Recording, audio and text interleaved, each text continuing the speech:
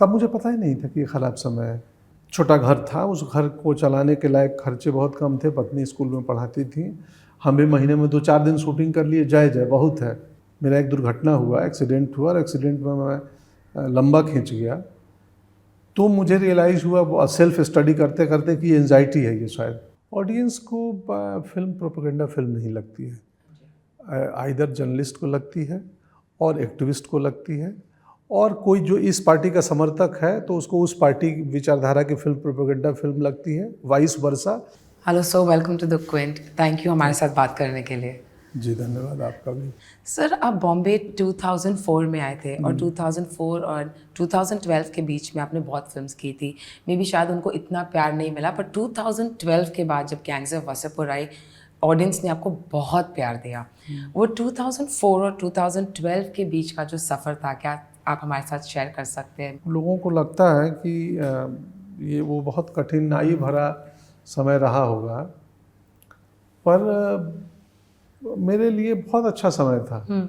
मुझे कोई किसी प्रकार की, अब मुझे लगता है कि यार वो मेरा ख़राब समय चल रहा था क्या, तब मुझे पता ही नहीं था कि ये ख़राब समय है। एक बाइक थी और दिन भर मुंबई अंधेरी में स्ट्रगल करके, अंधेरी में, और घर जाते थे चारकोप, और पत्नी और बच्चे को बाइक में बिठाया और चारकोप मार्केट घूमते थे। हाँ जी। छोटा घर था, उस घर को चलाने के लायक खर्चे बहुत कम थे, पत्नी स्कूल में पढ़ाती थी।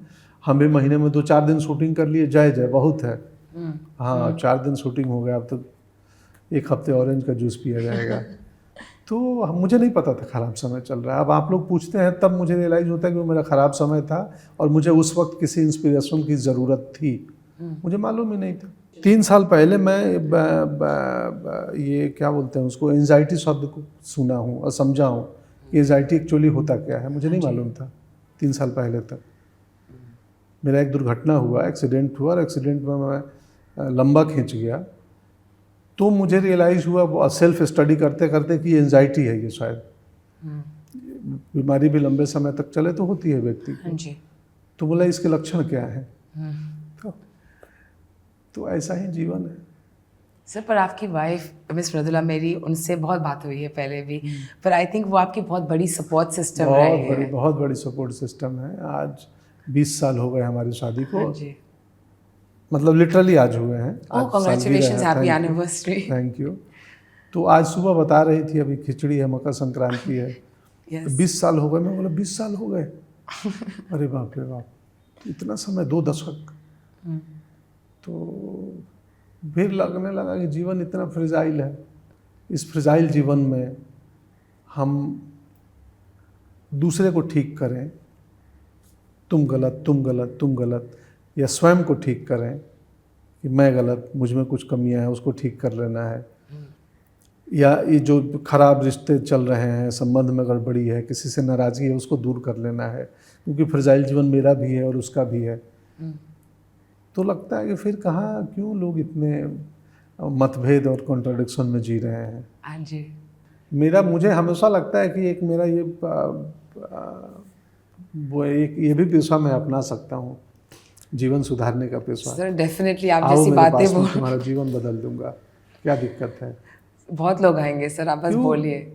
हाँ, कल बच्ची से रात को बात कर रहा था मैं, तो मैंने उसको उदाहरण दिया कि हम जंगल में जाते हैं और हमें मालूम है इस जंगल में बाघ है, तो बाघ आने के पहले फियर आ जाता है। हाँ जी। बाघ अभी नहीं आया है पर फियर आ गया है, और फियर आ गया है तो आपके अंदर केमिकल और बायोलॉजिकल और हार्मोनल चेंजेस होने लगेंगे। फियर ठीक है, अच्छी बात है, होनी चाहिए, पर बाघ को तो आने दो। तो दिमाग हमारा है वो जंगल में बाघ से पहले फियर को लेके आ जाता है। मुझे याद है एक फॉरेस्ट में सुबह सुबह गए थे, और जो फॉरेस्ट के गाइड थे वो घुमाने आए हैं, उनको पता है कि यार बाघ ज़रूरी नहीं दिखी जाए। हाँ। तो उन्होंने बाघ को क्रिएट कर दिया, इधर कॉल हुआ है, उधर कॉल हुआ है। हाँ।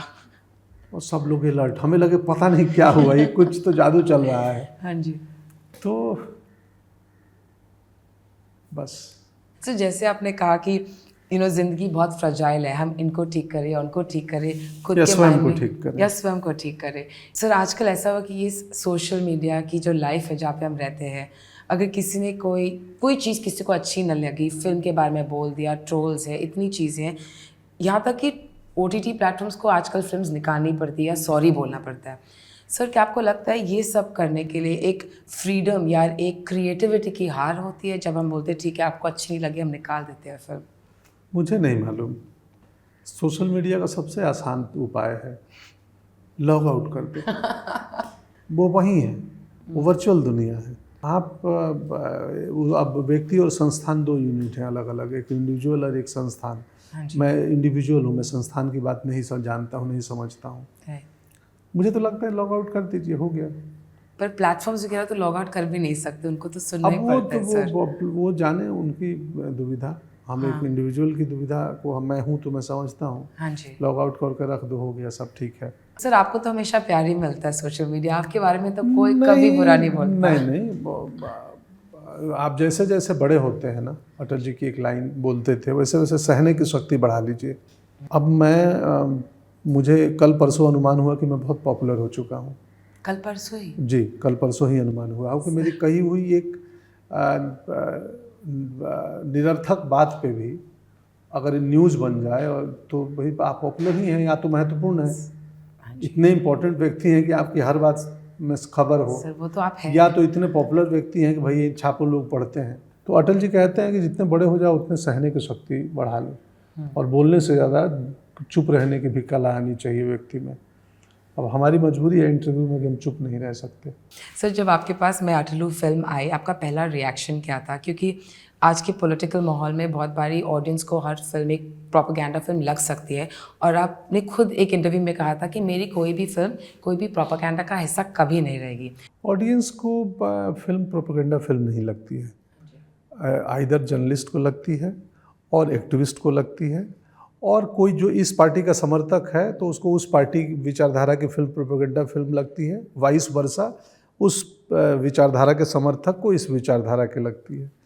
आम ऑडियंस जो है ना, जिसको कुछ नहीं, जिसको 5 साल में एक बार मतदान करना है और फिर आके अपना जीवन जीना है और अपनी रोजी रोटी कमानी है, उसको इन शब्दों से और इन चीज़ों से बहुत वास्ता नहीं है। अभी मैं कहूँगा तो मेरी अपनी पॉइंट ऑफ व्यू हो सकती है। हाँ जी। क्योंकि हम जानते हुए हमने अपनी तरफ से बहुत ही ईमानदार फिल्म बनाई है, लेकिन ये हमारी ईमानदार फिल्म लोगों तक पहुँचेगी तब तय होगा। आप सब देखेंगे तो पता चलेगा कि ये लोग क्या बनाए हैं। सर आपका नेम अटैच्ड है तो हम जानते हैं फिल्म कैसी होगी, वो तो कोई डाउट ही नहीं है। नहीं, कोई ज़रूरी नहीं है, क्योंकि दोस्त हम भी एक अभिनेता हैं। हाँ जी। और मुझे तो प्रोसेस के दरमियान कभी समझ नहीं आता है कि यार इसका असर क्या होगा, कैसा होगा। तो मैं चिंतित था कि मैं कितना मैनरिज्म अपनाऊंगा, कितना मिमिक्री करूंगा, कितना इमिटेट करूंगा। तो ये चिंता थी। तो मैं बोला भाई मुझे मिमिक्री आती नहीं है, इमिटेट करूंगा नहीं, मैं थोड़े हाव भाव लाऊंगा, आप प्रोस्थेटिक से थोड़े उनके करीब ले जाएंगे। हाँ जी। लेकिन मेरे लिए इम्पोर्टेंट है उनकी चेतना को पकड़ना, कि हमने स्पीच सुनी है। हाँ जी। कि सरकार मेरी एक वोट से गिर गई, सरकारें आएंगी जाएंगी, पार्टियां बनेंगी बिगड़ेंगी, पर ये देश रहना चाहिए, देश का लोकतंत्र रहना चाहिए। तो क्या अटल जी उस दिन 2 स्पीच तैयार करके गए होंगे पार्लियामेंट की? अगर जीत गया तो क्या बोलूँगा, हार गया तो क्या बोलूँगा?